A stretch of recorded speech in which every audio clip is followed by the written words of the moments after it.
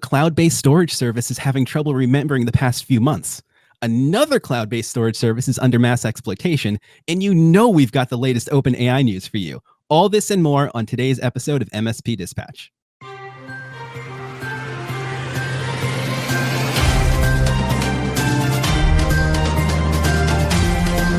Today's episode is presented by RejectionCon.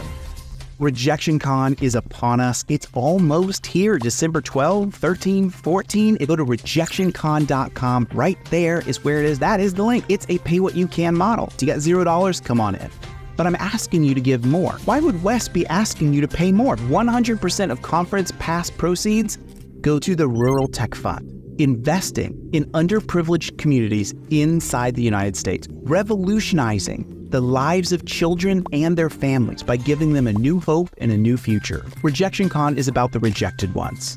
It's about the square pegs and round holes. Look at some of these talks right here. We've got so many awesome talks, never heard before content. So get in on this.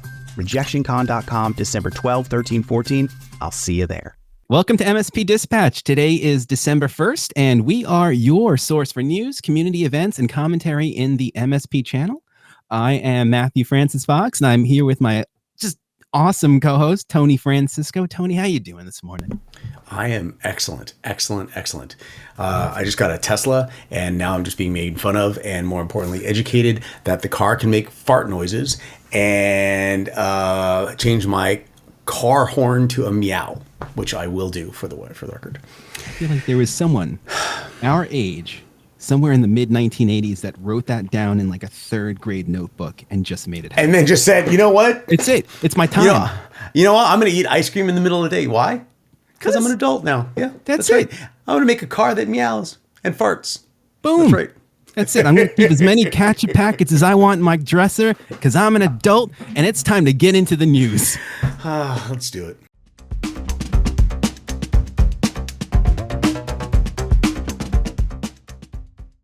Jumping straight into my first story from bleepingcomputer.com, Google Drive users are angry over losing months of stored data.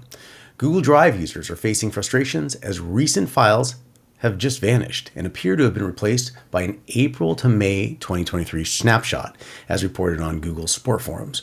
Activity logs show no sign of user-initiated deletions, and that confirms that users didn't delete them. Messages in Google's support forum include customer frustrations and responses that do not offer a solution. A quote coming in, "I pay extra each month to store folders in the cloud so that it's safe. So it is devastating that all my work appears to have been lost." And similar messages can be found among posts related to the problem. At the same time, a separate glitch reported on November 22nd adds to the frustration, preventing some users from accessing files for the past 6 months. Volunteer support agents mention an ongoing investigation by product engineers cautioning against making folder changes.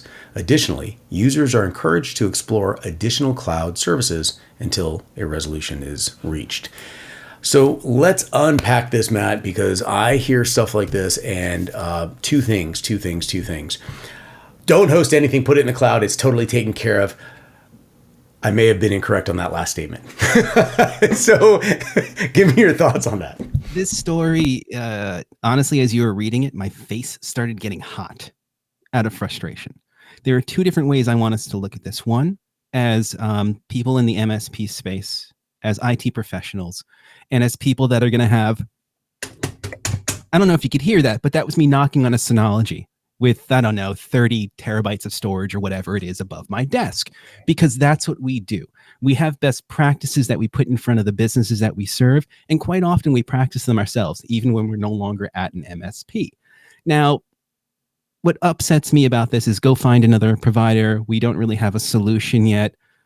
Those are the things that the average consumer is hearing right now. The average consumer that is going to trust a service like Google to take care of their photos. My Aunt Sandy's got photos of me when I was 5, I'm sure, in Google Drive or something like that.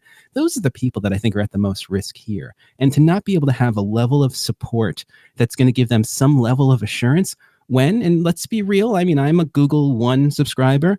They kind of bill it as backup to a certain extent. And to your average person that's not working in MSP, that's going to feel like a perfectly viable solution. until it's not. I want to know what the solution is. I think right now what we're looking for is, and this would be me, because this is the way I negotiate. Let's be crystal clear on this. This is not a negotiation. This is a notification. We're pissed. Give me my data back. You want your data back? That was really funny. Actually, no, it's not funny because I can't get the thing to close. Oh, is it? You're gonna have to help me after the episode. Was that a 4 or 6 terabyte drive? What was that? This is a 4 terabyte drive, and I forget this. It's like a 1517 Synology or something like that. Nice. And I just knocked on it. Now it's not going to close. Now real-time bloopers, folks. So what I'm interested in understanding is, what is Google going to do about this? Because they have the data. The question is, what happened to that? And was it from a layer perspective, meaning everything within this time frame was removed? Was it sectional? Was it everyone in that section at that particular layer? Was it something that was initiated and then stopped? And the question is, how did they know to stop it? Why did they stop it? Who stopped it? And when you start looking at all these questions, because things don't just randomly happen. No, things happen because they're initiated. And going back to one of the other stories we were talking about before about AI is programmed based to basically to automate what we understand. And for it to come to conclusions decisively of something that we don't understand is an evolutionary period based on structures that are still within the construct of the things that we program. Consequently, there will be minimal evolution occurring, but nothing. No massive catharsis is going to happen inside, whether they expose something that we've never considered before. There will be incremental processes, and no matter what, those processes will be documented. That exact same thing happened here. Something led up to the execution of the deletion of and the stopping of the deletion of that data. So I want to know where that came from, and is this related to something on an AI level inside their organization that created efficiency? There's so many questions I have about this, but it is terrifying. It's horrific. This could be the keystone to an avalanche of other things that we uncover, or the foretelling of cloud storage. Absolutely. And I tell you what, Google said go find another cloud storage provider for the moment while we're going through this problem. And we've got another story in one of those. So I'm going to get right into it.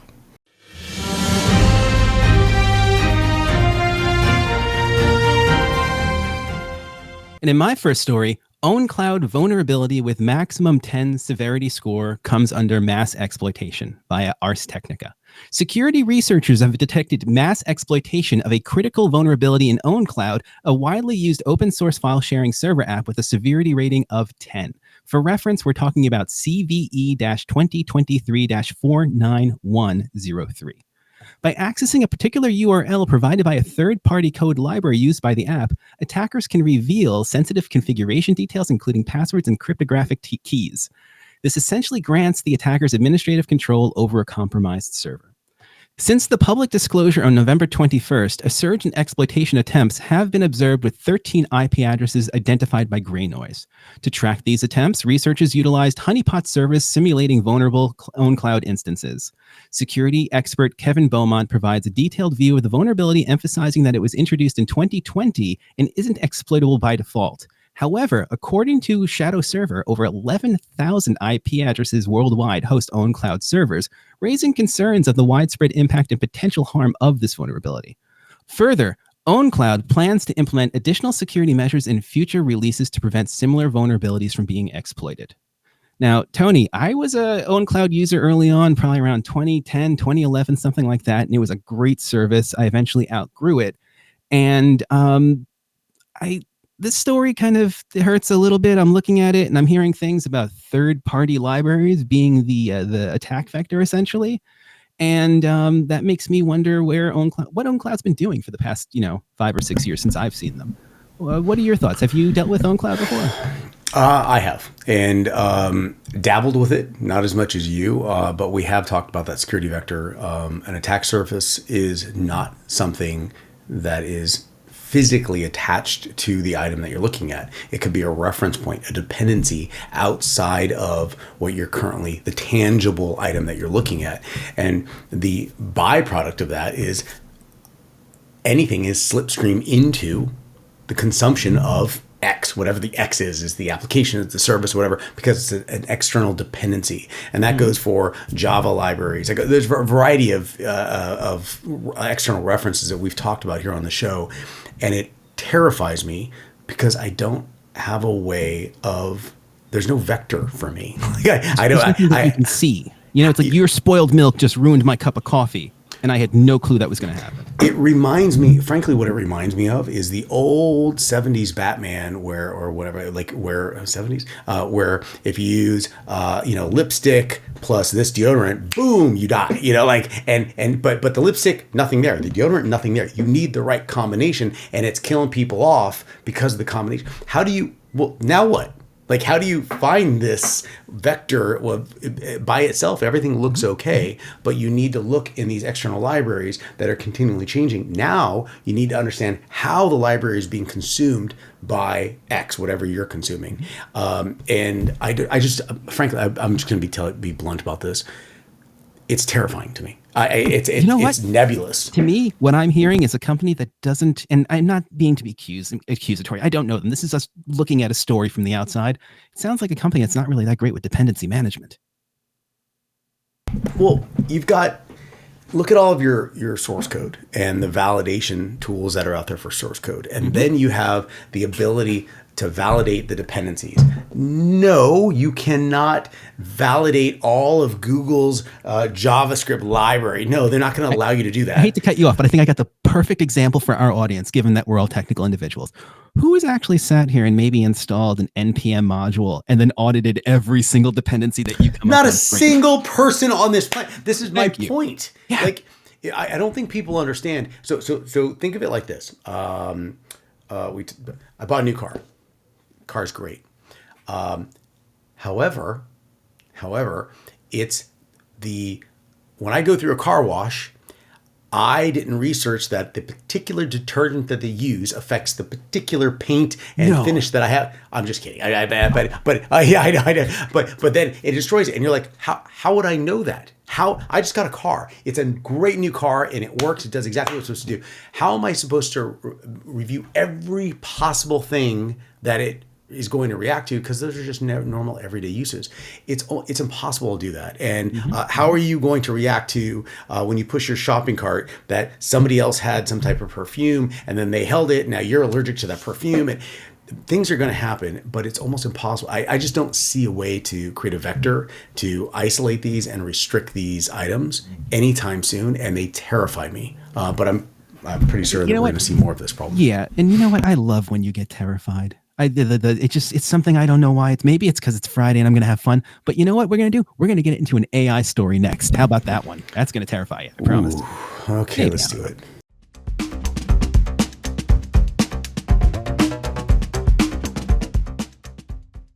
And jumping into my next story from TheVerge.com.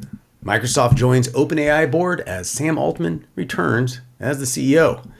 And it is expressing excitement and gratitude while acknowledging support during uncertainty and highlighting the importance of coming back in resilience.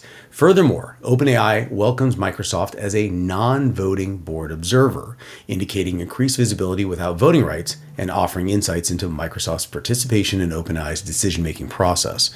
Co-founder Greg Brockman returns as president, and Mira Murati reverts to CTO after an interim CEO stint. The board, chaired by Brett Taylor, with Larry Summers and Adam D'Angelo, Quora's CEO, raises eyebrows due to potential competition with Quora's post-service hosting ChatGPT and GPT-4. In the same official statement, OpenAI's newly appointed chair, Brett Taylor, confirmed OpenAI's commitment to improving governance structure, building a diverse board, and stabilizing OpenAI. So this is now December 1st, but is almost December 1-3, as in Friday the 13th. It's haunting me. It's so close. It's literally just a 3 away. This could have been something horrific. But now, Sam Altman's gone. He's back. The board's gone.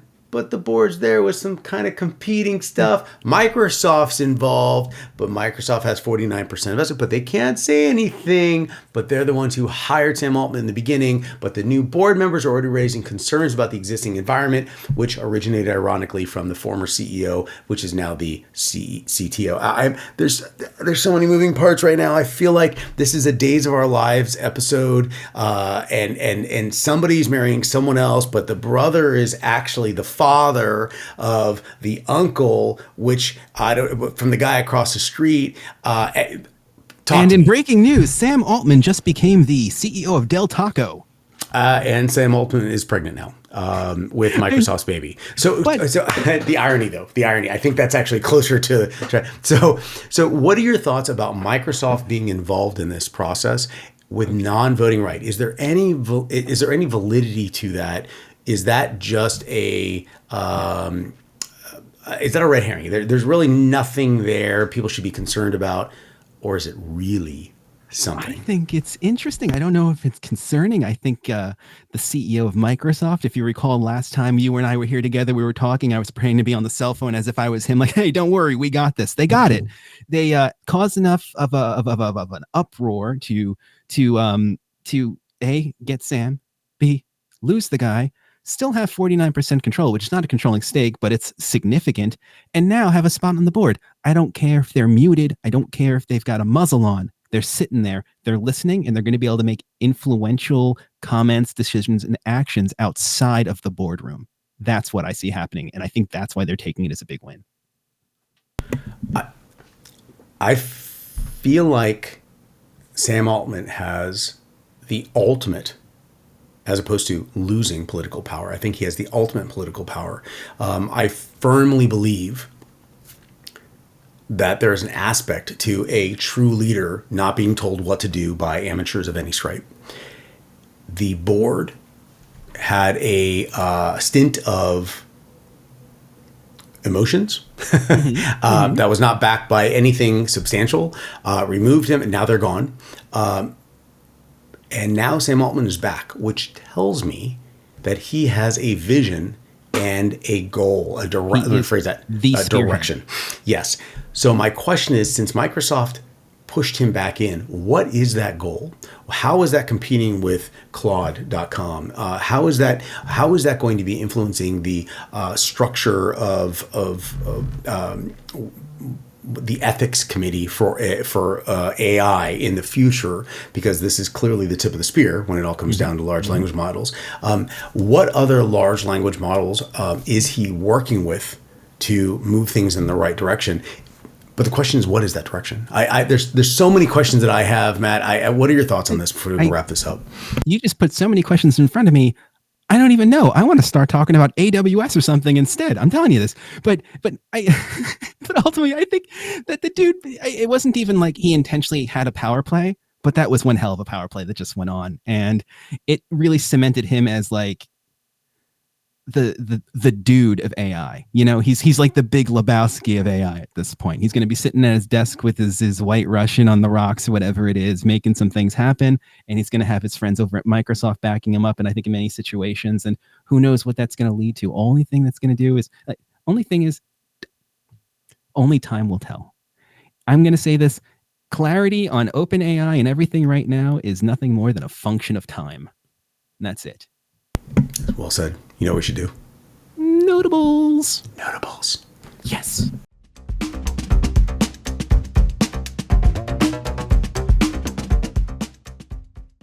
And in my first notable, Microsoft shares temp fix for Outlook crashes when sending emails, from Bleeping Computer. Microsoft is addressing a recurring issue causing the Outlook desktop app to crash when sending emails from Outlook.com accounts. Users have reported problems on Microsoft's community website and social platform since November 20th. And despite attempting common troubleshooting methods like restarts and profile changes, the issue remains unresolved for Outlook for Microsoft 365 users in the current channel preview. While Microsoft promises a fix in upcoming builds, it advises a temporary workaround: revert to an earlier version through command prompt commands. The company is actively working on resolving various Microsoft 365 issues, including recent something went wrong, sign-in errors, and attachment delays in the Outlook desktop app. And in my next notable, Google Drive for iPhone adds built-in document scanner. This is coming to us from 9to5 Google. Google Drive introduces its redesigned document scanner to iPhone and iPad users. Accessible through the new camera floating action button, FAB, above the plus sign, the scanner offers automatic or manual capture. The camera assists in positioning the document for optimal scans, supporting back-to-back shots for multiple page documents. Users can adjust boundaries, rotate, and apply filters before saving. In addition, machine learning suggests relevant titles based on content, and users can choose the PDF storage location before uploading.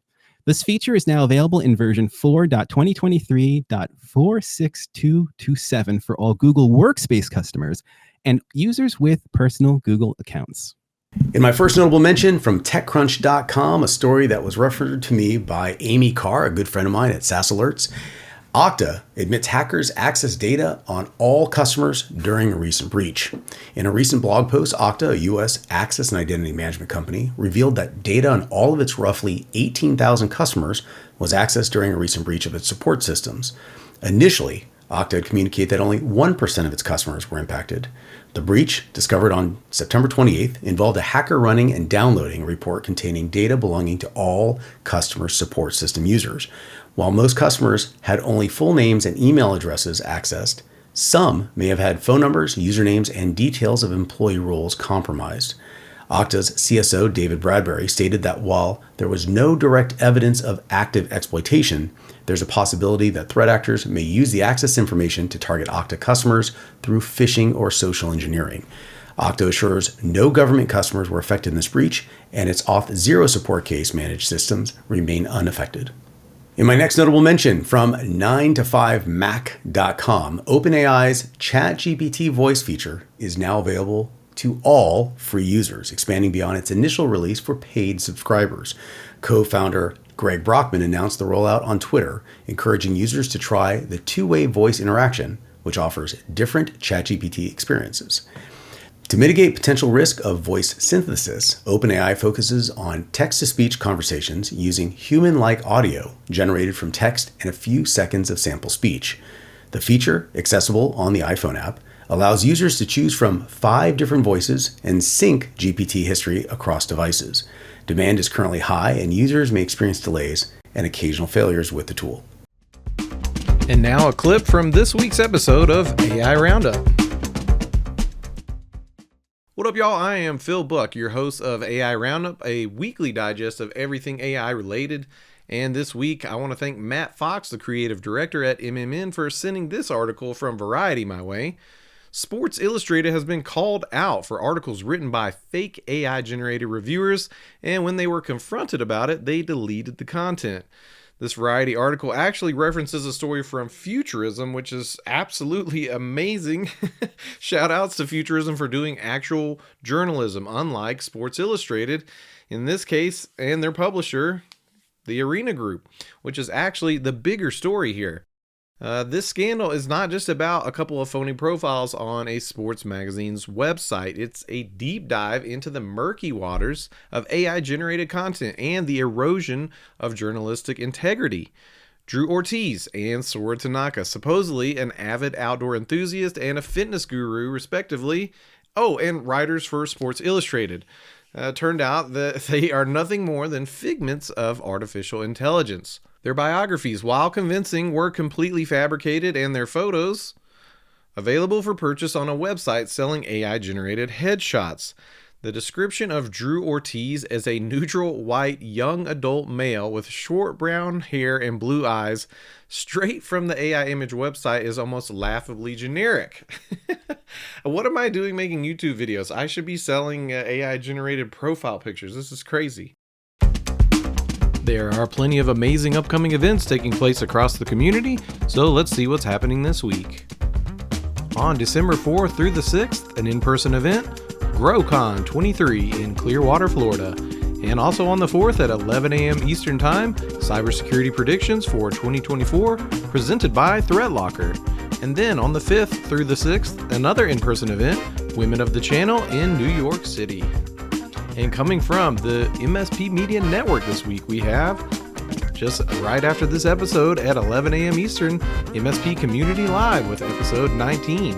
And then after that at 12, Bits and Books episode 4 will be taking a look at the book They Ask, You Answer. And then to finish the day out strong at 5 p.m. Eastern Time today, 38 at 38, episode 19, will welcome Jeff Marzik of All Covered.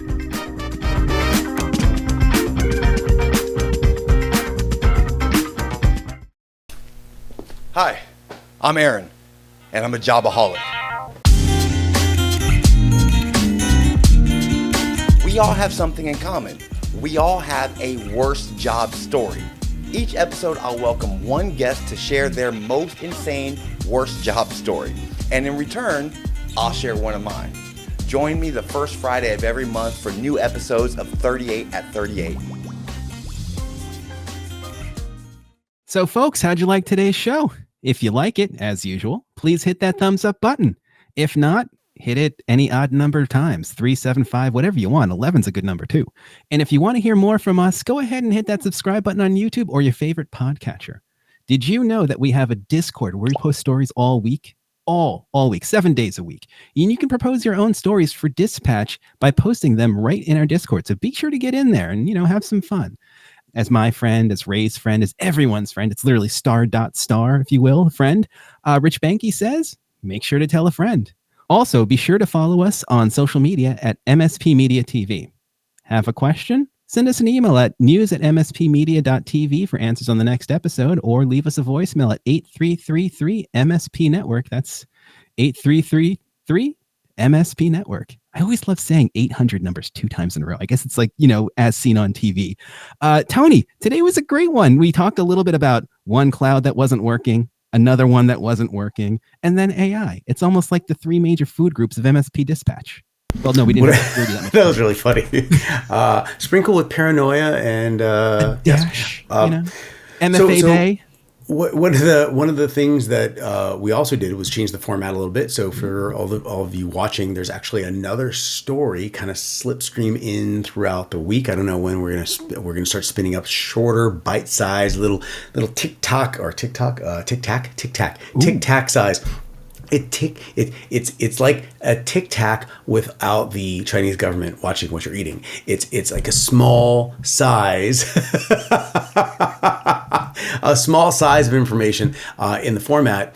And I think we're going to try to keep them to like 5 minutes versus right now we have 25 minutes. And although we love the listeners and we get a lot of good feedback, some people just want a quick story just in between while you're waiting between calls so you can stay up to date with what's going on. Some people want a meatball parm. Some people want a Pop-Tart. Yeah, I like that. I like both. And with that, folks, Tony, everybody, have a great weekend. Be safe, everyone. Stay educated.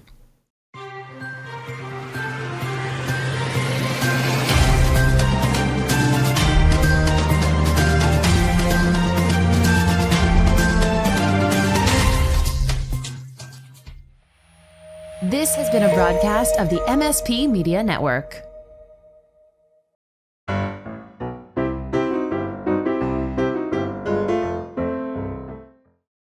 Microsoft shares temp fix for Outlook crashes when sending emails.